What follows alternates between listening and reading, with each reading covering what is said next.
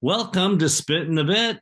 We're here on the Derby Trail, and we're going to talk about a couple of races this weekend that the boys are running in the Colts. And by the way, before we start, happy birthday to our all of our favorite thoroughbreds. So it's Yep, they their birthday. all swung to the next year this very day. So as we talk about the Derby Trail, we're no longer talking about 2-year-olds. We're talking about 3-year-olds. Correct. So, like I like to say, I think 2-year-olds are high school athletes and 3-year-olds are like college athletes. So, I guess we can expect more out of them moving forward. Well, that's perfect segue to what I hope happens in the Jerome. All right. Well, let's start with the Jerome. The Jerome is in New York at Aqueduct. It's a one-turn mile. Last year it's ever going to be at Aqueduct. Really? Well, Yeah, they're pretty sure this is it, the last season. They're moving everything to Belmont Park, the new and upgraded Belmont Park. all No right. more Aqueduct. That's very sad. It It's, is sad, and the part that makes it redeemable for me is Belmont is going to have a synthetic track. okay, that helps. Uh, yeah, because Aqueduct runs through the winter and on the dirt. They long talked about maybe getting synthetic there for it to be safer. So I think it's a good thing that at least they'll be racing on synthetic in the cold weather. Okay, I like that a lot. So, do you have any history for us on the Jerome? Tell us a little bit about the Jerome. It is the second oldest stakes race in the United States. Wow. Yeah. So said the research that I did. Do you know which is the just trivia question? Which is the oldest? Yeah, you can't throw out it's the second oldest and not know what the oldest is. I do that all the time. No, what is the Do you oldest? know what it is? Think of the oldest venue in horse racing. Which would be Saratoga, the spa. I did This not race know that. happened So 1863, I think it was, during the Civil War. no. It is the Travers, is the oldest. That's still a very, very important race. It's still yeah, it's still one of the Yes, biggies. yes. Love the Travers. I have a little history. So the history I have is uh, before it was a qualifying race for the Derby, but that's all right. Um, so I'm going to start with the 2008 Tale of Akati. Won the race. Um, Earlier won the Wood Memorial to get into the Kentucky Derby and finished fourth in the Kentucky Derby to a horse that came out of the Florida Derby. Um, Won the first two legs of the Derby. Do you remember what that horse was? 2008. It's ridden by Kent Sormo. Tell me. Feel he may have made his move a little too soon in the Belmont. Did not win the Belmont. It's Big Brown. Oh, Big Brown, that's a good one. Big Yeah, so Brown. and I reason I put that horse in there is my favorite horse that came out of this race, at least in the last 25, 30 years, is Fuseachi Pegasus. It's a very Won this expensive race horse. in 2000. Um, so yeah, after winning earlier that year the Derby, the San Felipe, and the Wood Memorial. So a couple Kent de Sormo horses, or horses that Kent rode. Yeah. Not Tail Vacati, but Big Brown and Pegasus. Wow, we're getting to some big name horses there. Mm-hmm. Yeah. Legendary, yeah. So, all right, we ready to handicap this bad boy? Yeah, I'm ready to go. How about you? Yeah, yeah. I love this race. Um, Aqueduct is uh it's running fair. I mean, you said that on one of our previous episodes. You think the track was pretty fair. Um, Cold weather and all, it's a little fast, but uh, looking it up, how it's been running so far, it's been pretty fair. It's not favoring And anybody I too much. I hear the New York handicappers talking about biases, but I don't play Aqueduct every day, so um yeah. Yeah, So I don't I play a think it's lot either, but fine. in handicapping, so I kind of looked it up and okay, what's the bias right now, and it really said it's playing fair. So, um, Yeah, that's my general experience with the track. yeah. Um, so So, yeah. who do you like? Um, you want me to go first? E- Either way, you can go first. All right. So we're shortening up compared to a month ago when we had a qualifying race for the 2-year-olds with the mile and eight. Mhm. Um, that Paladin one, right? Yeah, And I don't that remember who you were on, but I had Balboa you and did. faded in the stretch, but did what I went up, had to go a little quicker than I had hoped and got run down by two really good horses. But at shorter distance, I have Balboa on top. How about you? I do not have a Balboa on top, but I am watching Balboa because just what you said. Um, Renegade, who took second, is in my top 10 as far as, and Paladin's my number two. So Right. Balboa comes back and wins this. That that really says a lot about those two horses. And if Balboa doesn't win, the horse that beats him today, or I'm sorry, Saturday, that's a shot for him. So I think it's a really good test as far as how Balboa does. And yeah, we crushed the Remsen. I won. I had the winner in Paladin. I had the Exacta, and I had the try because you liked Balboa. So I'm a fan of Balboa, but I have Balboa coming in third today, or I'm sorry, Okay. today Saturday. Um, I like the number three. Uh, who's My World, Brad Cox's horse. Yeah. I So think it's My World is yes. yeah, I have Yeah, number I like three, that horse too. My World, and then number two, I like Enforced Agenda with Pratt. Okay. So I have it going 3-1-4. Yeah, 3, 3-1 1, four 4. is Balboa, right? All right. I have it. I do have My World finishing third. I have it 4-5-3. Um, Robert Reed horse coming in from Parks, Pennsylvania. I'm not might be butchering the pronunciation, but Melata. Yeah, I'm no help. Yeah, that's all right. Um, Coming off of 2 wins at Parks, but I really like his last performance on a non-graded in the slop. So we'll see. But yeah, I have Balboa on top. I just think um, since the horse switched over, since the American Pharaoh and switched over to Brittany Russell's barn, those first 2 races, triple digit buyer on the early calls. I just don't see anyone. I don't think horse is going to have to run as fast as it has its last 2 races.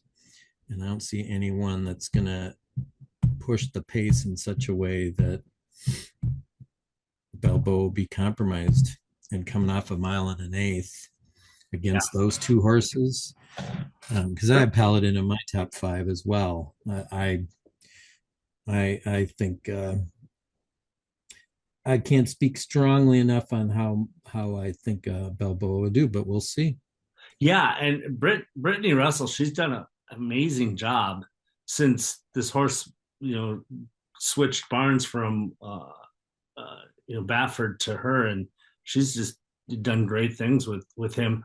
Yeah, it's a horse I'm going to be watching the most. Like I say, I think it gives us a lot of information about horses that aren't even in this race. So I I could agree. I could very much see Balboa winning this, and then again that Renegade and Paladin that just kind of proves how good they are. As Yeah, for sure. I agree 100%. So if back to the drawing board for me, if he doesn't win, so because I have Paladin in my top three, and I think you have Paladin as your number two right now, Derby contender. and I have Renegade. I think it was 7 or 8. If I had to go top 10, Renegade, Oh, yeah. who's still a maiden, I think, but still, just that was the Remsen was such a good race, and all three of those Yeah, horses that was a really, showed a lot that they were awful good. So, all I right, agree. I agree. let's go over to the Smarty Jones. Do you have a little history for us about Smarty Jones? Heading over to Hot Springs, Arkansas. Um, Oh, the Smarty Jones. Yeah, I only brought up a few horses. It's mile 16th, field of 9 this year. The winner of this race last 2 years has gone on to the Kentucky Derby, all right. And then I have one other that I love. 2013 Dwayne Lucas's horse Will Take Charge won this race, went on to win just under $4 million, but went on to win the Rebel as well. Ran all 3 legs of the Triple Crown, but didn't finish in the money. But had a really nice rest of the year. It finished third in the Jim Dandy, won the Traverse, won the what did it win? Won the Pennsylvania Derby, finished second in the Breeders' Cup Classic, won the Clark, finished second in the Santa Anita Handicap, won the Oaklawn Handicap. So had a really nice 2013. Let's get into the race itself on Saturday. Smarty Jones. All right. So who do you got in this one? Give me your. I will give you my top four, and for me, it's a real tight deadlock on all of these, and I've gone back and forth, but I'm gonna stick with my numbers that have a certain horse just a slight tick above the other three. But I love all three trainers, and I think it's shaping up to be a really interesting race. So I have a Strategic Risk on top, a Mark Casse horse, um, coming in from Gulfstream Park. Whoops, sorry, I was looking up at my form and made way too much noise. How about you? Who do you have on top? I have the 6 on top. Oscar's Hope, 2 straight wins. Uh, last 2 race times, two wins, 2 second, or 2 wins, 2 seconds. Am I right in saying that? Yes, I I'm sorry, believe. 3 wins in 2 seconds. Yeah, coming off 2 wins in a row though, Yeah, and it's yeah, finished second at Keeneland, 3 back, yeah, but broke its maiden at Saratoga this summer. yeah. I like the horse a lot. I have 4 horses as well that I like, and they're all. I'm with you. They're all awful close. We'll see if we have the same 4, or So not. you have Oscar's Hope on top. Yep. All right.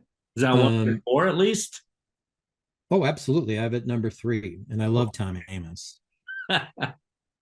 So You know, he's a New Orleans guy, but I think his wife is from Minnesota because he used to, back when purses were a little better before the pandemic, he'd always have a stable there Okay. right out here in Canterbury. But Serengeti Empress, the only time I've been to the Derby weekend, won the Oaks that year. So always a soft spot in my heart for Tom Amoss in New Orleans.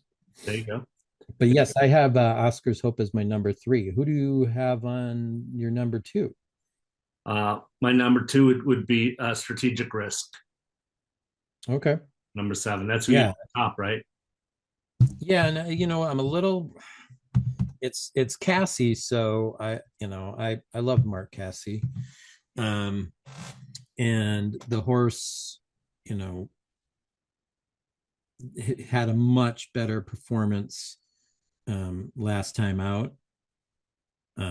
Won its debut at Gulfstream Park way back at the beginning of the summer, but didn't do a lot prior to its last race.